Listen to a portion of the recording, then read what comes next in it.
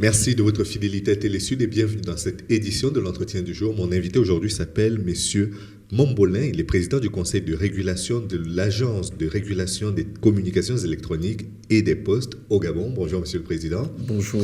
Vous aviez une autre appellation avant, vous vous appelez Artel. Agence de régulation des télécommunications. Et qu'est-ce qui s'est passé pour qu'il y ait cette mutation?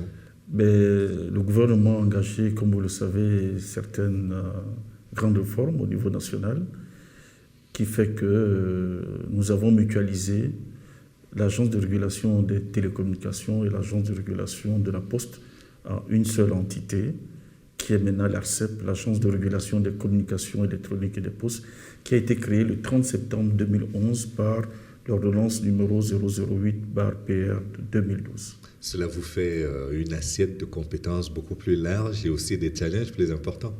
Tout à fait. Il faudrait rappeler que le souci du gouvernement était de faire en sorte qu'au niveau budgétaire, que l'engagement budgétaire vers deux entités distinctes soit réduit en faisant une seule entité, afin d'avoir une autorité plus efficiente et capable de remplir ses missions à tout moment. D'accord. Là, je ne crois pas trahir un secret en disant que vous organisez bientôt un forum sur la régulation des télécommunications au Gabon. Tout à fait. Le 13e forum sur la régulation des télécommunications, TIC, va se tenir du 18 au 20 juin 2012 à la Cité de la démocratie au Gabon. D'accord. Et quels sont les grands thèmes? Quel est le grand thème et quelles sont les attentes par rapport à ce 13e forum? Il faudrait d'abord rappeler que ce forum est organisé par l'Union internationale des télécommunications, l'UIT, en collaboration avec l'Agence de régulation des communications électroniques et des postes ARCEP du Gabon, en partenariat avec le réseau des régulateurs des télécommunications de l'Afrique. Le thème majeur de ce forum, qui a été discuté lors du 12e forum à Kigali, au Rwanda, concerne donc le passage de la télévision analogique à la télévision numérique, partage d'expériences, stratégie de migration et dividende numérique. C'est quoi le dividende numérique? Disons que le dividende numérique, pour expliquer cela en quelques mots, c'est les fréquences que vont libérer l'aspect analogique qui vont être utilisées donc par les opérateurs des réseaux de téléphonie cellulaire. Et là, très concrètement, qu'est-ce que cela va changer dans la vie quotidienne des Gabonais qui bénéficient des services de télécommunication sur le territoire national? Bien. Aussi bien au niveau de la télévision qu'au niveau de la téléphonie mobile, puisque les deux sont liés. D'accord. Précisons en premier lieu que quelle que soit la nature du signal transporté par les ondes, radio, télévision, Internet, les technologies utilisées nécessitent l'usage des banques de fréquences qui sont des sources rares et limitées. Le passage au numérique, au niveau de la télévision, va permettre de faire une économie d'utilisation de ces fréquences qui peuvent être affectées à la téléphonie cellulaire, d'où dividende numérique. Qu'est-ce que ça va apporter aux usagers? D'abord, je voulais vous rappeler que les constructeurs ont beaucoup apporté à ce que cette migration se fasse, dans la mesure où les anciennes télévisions dites cathodiques sont aujourd'hui remplacées par des télévisions plus plates, qui sont moins gourmandes en termes d'énergie et qui consomment moins de fréquences. Et en termes de qualité aussi d'image, ces qualités sont nettement supérieures par rapport aux télévisions anciennes que nous connaissons. D'accord. Maintenant, en termes d'urgence, il y avait saturation ou c'est parce que vous voulez vraiment améliorer la qualité à la fois de l'offre et la qualité aussi de l'offre télévisuelle et de l'offre en téléphonie mobile? Puisque j'ai remarqué qu'aujourd'hui, la RTG s'appelle Gabon Télévision, donc probablement qu'il y a aussi, de ce point de vue-là, des enjeux technologiques particuliers. Oui, tout à fait. Disons, déjà au niveau de l'encombrement, vous n'aurez plus les grandes télévisions cathodiques. Vous avez, comme je l'ai dit, des télévisions plus plates. Et vous remarquerez que la luminosité elle-même, elle devient numérique et permet à celui qui regarde d'être plus interactif par rapport aux anciennes télévisions. C'est la première chose. La deuxième chose qu'il faut dire, c'est qu'à travers le signal numérique, vous avez plus de contenu par rapport à l'analogique.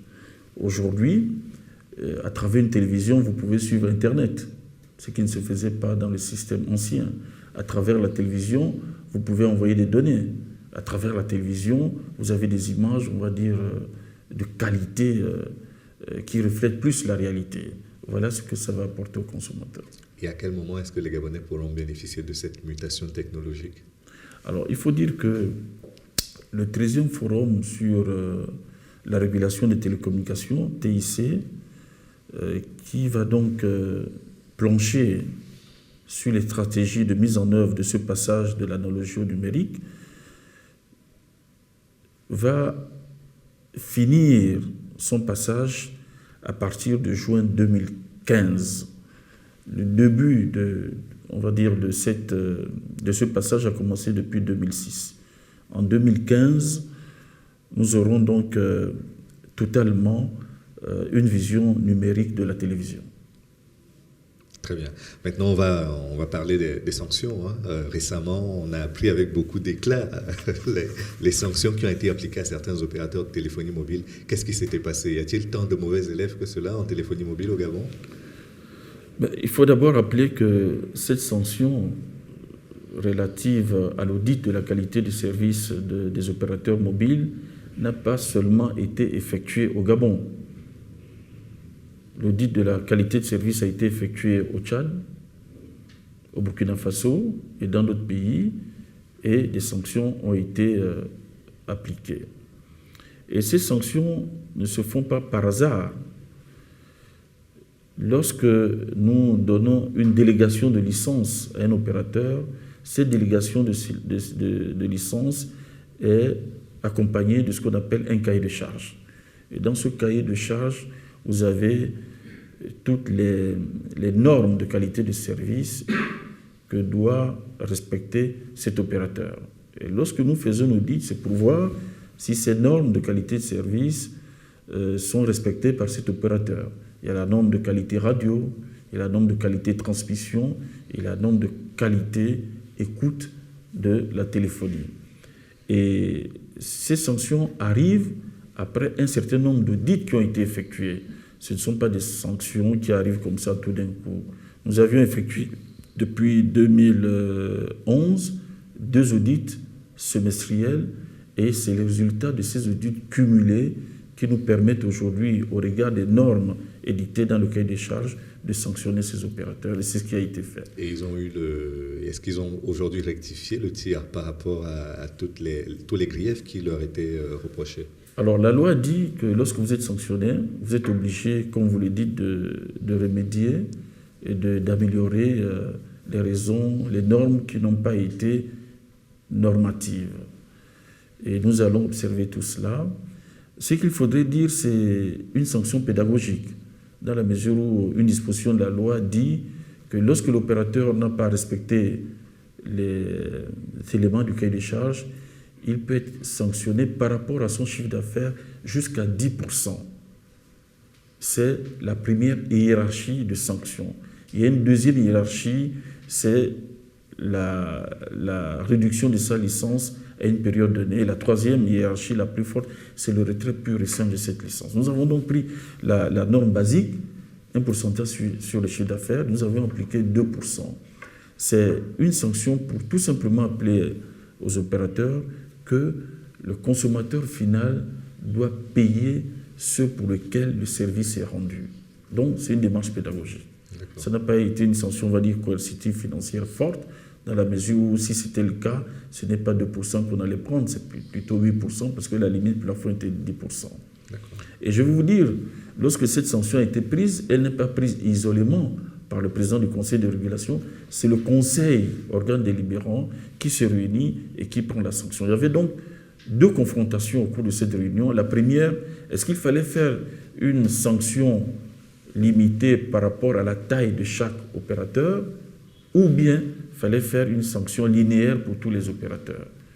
À l'unanimité, après 2 heures de débat, nous avions refusé la ségrégation au niveau de la sanction et nous avions fait appliquer une sanction linéaire, donc 2% du chiffre d'affaires. D'accord. Est-ce qu'aujourd'hui, on peut espérer que l'ensemble du territoire soit couvert par tous les opérateurs qui sont présents au Gabon? Votre question est pertinente parce que là encore, nous allons appeler les opérateurs à une réunion de travail. Et ce cahier de charge précise bien, au regard du montant de la licence qui vous est attribuée, quelles sont les zones que vous deviez couvrir. Et l'objectif du gouvernement, bien sûr, c'est une couverture intégrale du territoire national, l'accès au téléphone, à l'Internet, à tous. Nous le savons, c'est un défi du millénaire. Alors nous allons refaire un audit pour voir si les opérateurs ont bien rempli leur cahier de charge par rapport à l'espace de couverture qui ont été assignés à ces opérateurs lors de la délivrance de cette licence. Est-ce qu'on peut envisager une mise en concurrence de ces opérateurs avec un nouvel opérateur, un 4e qui viendrait sur le marché? Mais vous savez que lorsqu'on fait intervenir un opérateur sur un marché donné, il y a toute une étude qui est faite. Et l'Artel s'est permis de faire ces études. Aujourd'hui, nous sommes dans l'un des taux de pénétration en téléphonie cellulaire au Gabon le plus élevé en Afrique. Première chose. Deuxièmement, le marché est saturé.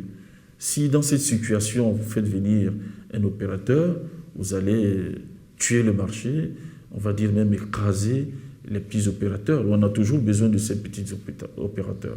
Je vous rappelle pour l'histoire que c'est l'un des petits opérateurs qui a, Azur, pour nommer son nom, qui a introduit la taxation par seconde au Gabon.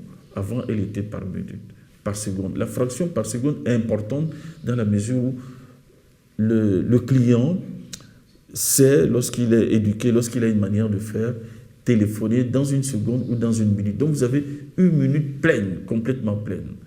Et on a besoin de ces petits opérateurs pour faire avancer la téléphonie cellulaire au Gabon. Et puisque vous êtes en charge des communications de façon générale, Monsieur le Président, à quand la fibre optique pour les Gabonais? Je vais déjà vous dire qu'il y a une fibre optique, un atterrissement de la fibre optique au Gabon, c'est SAT3. SAT3 qui est détenu par Gabon Télécom, qui aujourd'hui a été encadré par le régulateur et qui est utilisé aujourd'hui par certaines compagnies de téléphonie cellulaire. C'est la raison pour laquelle nous espérons le fait que ces compagnies cellulaires ne passent plus par des bons satellitaires qui est plus cher par rapport à la fibre optique. Nous arriverons certainement encore à une baisse du tarif de terminaison publique. Donc, SAT3 existe. Cette terminaison existe. Et tout naturellement, il fallait mettre cette fibre optique en concurrence au fin que, au niveau des coûts de facteurs, les prix baissent de plus en plus. C'est ainsi, je vous informe, que le câble ACE, qui part de l'Europe, 17 km, son atterrissement vient aussi d'être finalisé. Et la première tranche de la fibre optique Libreville-Port-Gentil a été financée par Total, par le biais du mécanisme PID, et va être bientôt opérationnel. Il reste la fibre optique Libreville-Franceville par le sud et plus tard par le nord, afin de boucler ce que nous appelons dans notre jargon le backbone national. D'accord. On va dire que c'est en bonne voie. Et la date majeure de mise en fonction de ACE, c'est d'ici l'année prochaine, ce câble va être opérationnel. Merci beaucoup, Monsieur le Président. Merci, Monsieur Mombolin. J'ai été heureux de vous recevoir dans cette édition de l'Entretien du jour. Merci bien. Et merci à vous d'avoir suivi l'émission jusqu'à son terme. Rendez-vous demain pour une autre édition de l'Entretien du jour. À bientôt.